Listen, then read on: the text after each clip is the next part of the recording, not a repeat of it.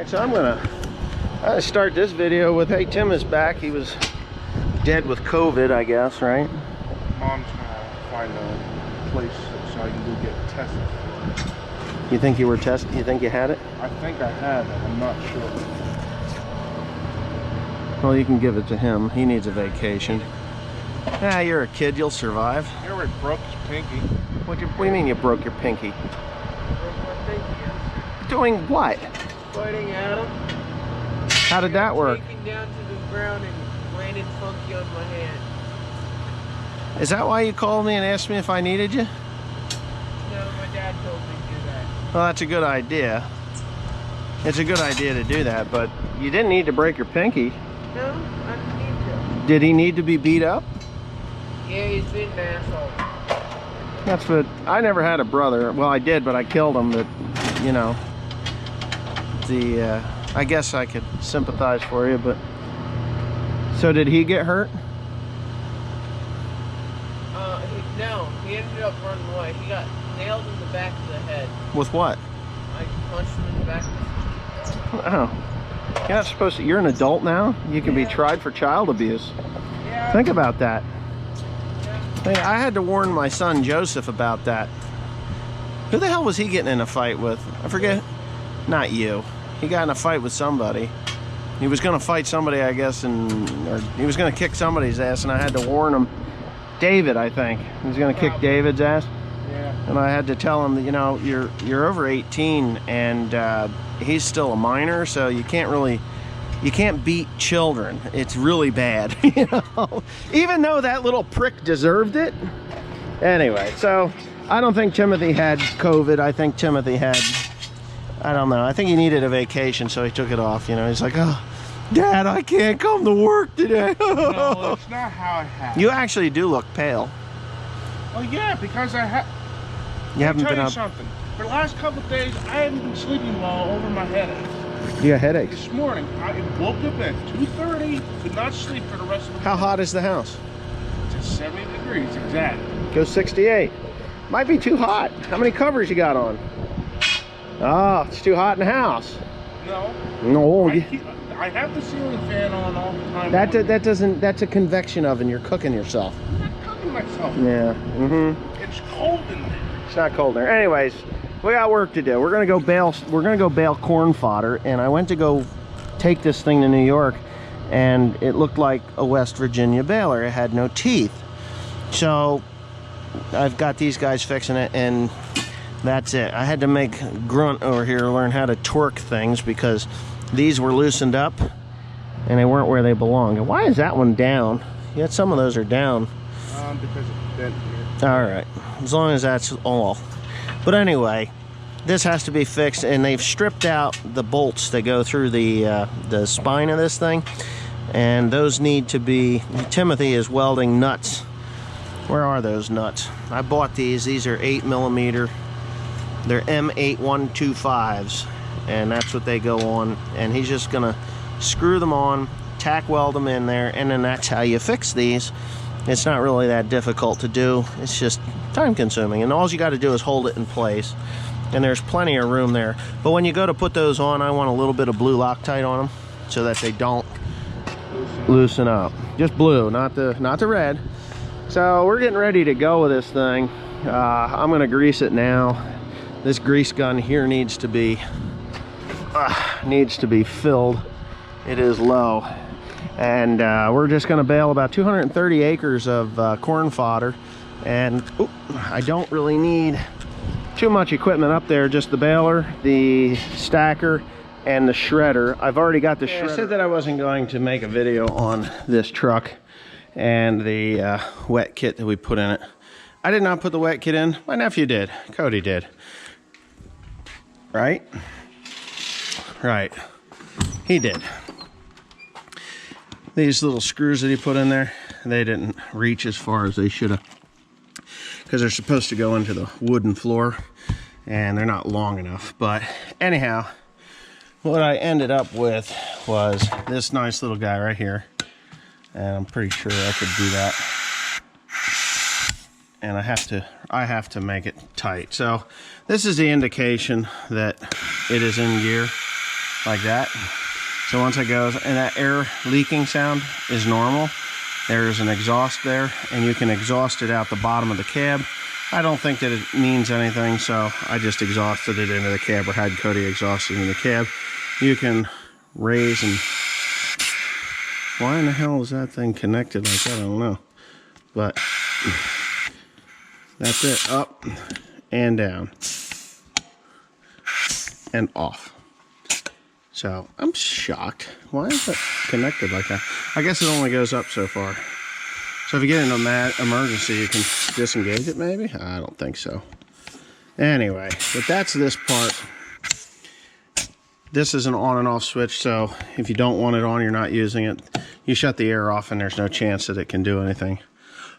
But I'm gonna put long wood screws or deck screws down through there because it's all wood underneath here.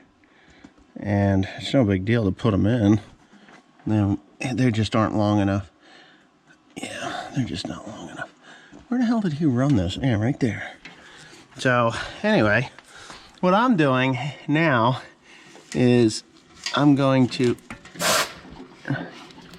That's actually still connected, huh? Good, that's my air drain. What I'm gonna do is I'm gonna be going along underneath there and wire tying a few things and cutting off the tails. There's one thing I absolutely hate about these, and that's wire tying, or wire ties or cable ties that are really long. I bought these. These are a little heavier duty than what I have in that bag there. So I bought these as well. There are no hydraulic hoses on this thing yet because we just haven't gotten to that point. It's Sunday, and all of the hose shops are closed. The local Napa just didn't have what I needed. There's another very annoying thing here that I have to deal with, which it just annoys the crap out of me, but people are stupid, you know? People are really, really quite stupid when it comes to this stuff. I don't know why I just took that off. This wire is the wire that goes down to the thermal coupling or temperature coupler for the rear, and it's been cut off there, and it's been cut off over there. Why they do that, I have no freaking clue. But it was cut off here, it was cut off there, and it was also cut off on the transmission. So Cody's the one that did the majority of this work on this thing. For the most part, he did it all, with the exception of a couple of things. I mean, he asked me questions, really. But this is the whole shooting match. Here's the PTO, this is the pump, and these are the hydraulic lines that will come in and out of here. Filter is there, tank is way down there, and I have two shut-off valves at the base of the tank. The suction side is on the left side. The return side is on the right-hand side, and the couplers, the pressure and the return side for the trailer are down there, and they have to make their way all the way to here. So not a big deal. You know, not a big deal at all. There's a T there which we will tee off. That tees off and goes back to that tank there, or goes from that return line back to here, then through the filter, and then back to the tank. Whereas this return line here, which is the bottom one, is the return. I think that's the return. Maybe it's the top one. Top one's return. That one there goes directly from here to that T on that filter, and that is for when you're running a dump trailer or a what do you call it? Not a dump trailer or a lowboy, when you got a detach or detachable. So all the wires are hooked up. He's got that done. Everything is right where it needs to be, nice and shiny. I had to replace the hose that goes to the throwout bearing for the grease hose for the throwout bearing. So, and that's fine. I'm okay with that. I had to replace it. I put a hydraulic hose in there. The other one was just a cheesy, grease line.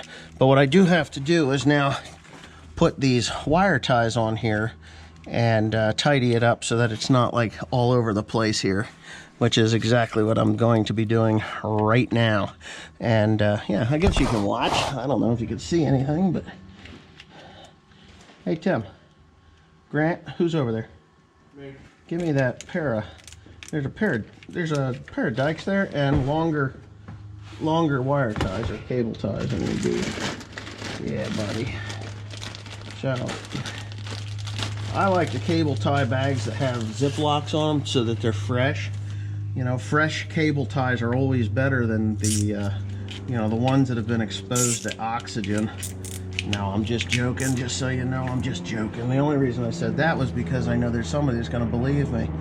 And that's always fun when people believe some of the stuff that I say as fact, which, you know, that's all right if it's a fact, but a lot of the times I'm just screwing around. Right, Tim? It's ridiculous. Huh?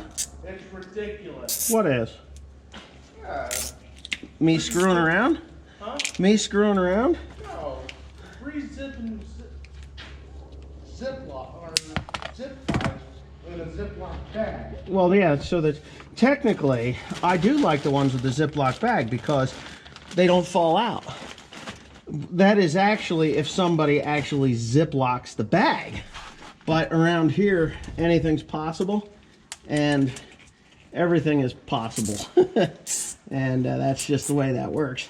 Because a lot of times your zippity Ziplocs, they never get zipped anyway, and then you're just running them out on the ground. Okay, so as you can see, this wire here, it goes up to here, right? And actually this one here is a good one. I can actually use that. So the guy I bought them off of Tommy at Vanderlilies.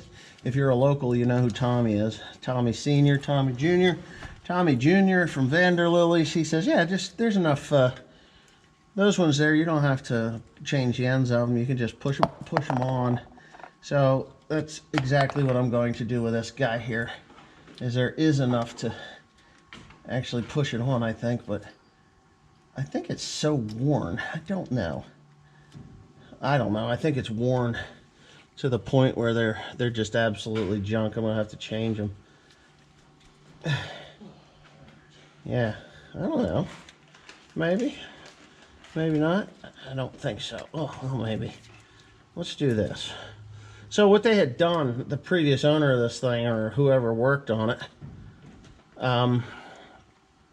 they just took that wire and they tucked it up in here so that it wasn't hanging down and it wasn't reading. So I'm going to have to change that. That's not working out for me. So I got to figure out where I just dropped all my little giblets. For the most part, they just went rolling off into the abyss. You know, the abyss? The abyss is what happens when you don't pay attention to what you're supposed to be doing. But anyway, I'm going to get a thing there. I'm going to cut those. That wire, and I'm going to put on a regular eyelet there and then bolt it fast. And probably cover it. I found it. It was a lock washer. I'll cut that and put a eyelet on, and then I'm going to coat it with silicone so that it doesn't rot off, because these new eyelets, they're just junk. They're junk, and silicone will seal that up. Okay, so this is how we're going to deal with this. I'm going to put this guy on, and I know these are not the best quality. I like the ones that have the little heat shrink onto them. But for some reason, I don't have any. And it's best to check your doodad here before you go ahead and put it on. Let me see if you're able to see what I can see here. I think you can. If not, I'll just explain it to you. Hold on. God darn it. It keeps grabbing my washers. So yeah, if you take that, and then I'm pretty sure you can see what I'm doing. But anyway, I'm going to cut the end off of here. It's all corroded inside, and it's actually half worn through. These are kind of sealed onto a little rubber boot, but that rubber boot is long since gone. Long since gone, and the metal on the inside, and I've replaced that one already. I had Cody do it the other night. Like I said, Cody did most of this work. Yeah, I just, you know, I'm teaching these guys to be independent and to do and figure things out, which is great because they're doing it. They're doing all right. I've got Grant and Tim over there working on that baler. But, yeah.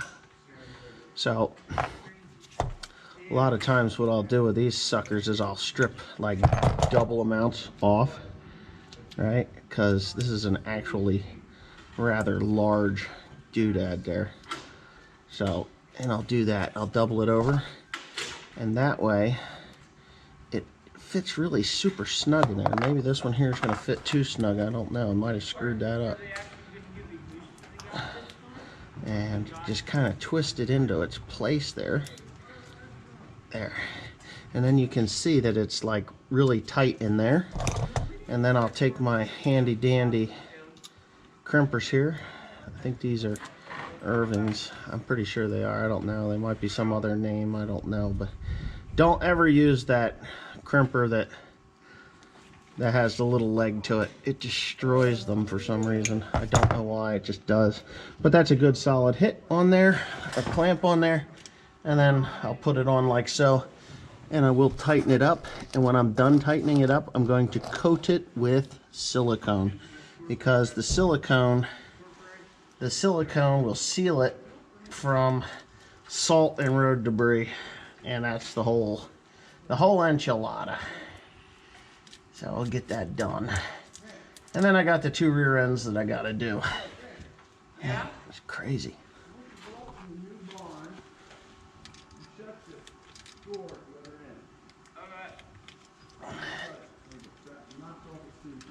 Alright, oh, sounds like there's a door open at the other end of the barn. Kind of weird. And that's it. Nice and solid, snug. They're tough wires, so you don't really worry too much about them. And if you're not a liberal, be liberal here. Right? What happened?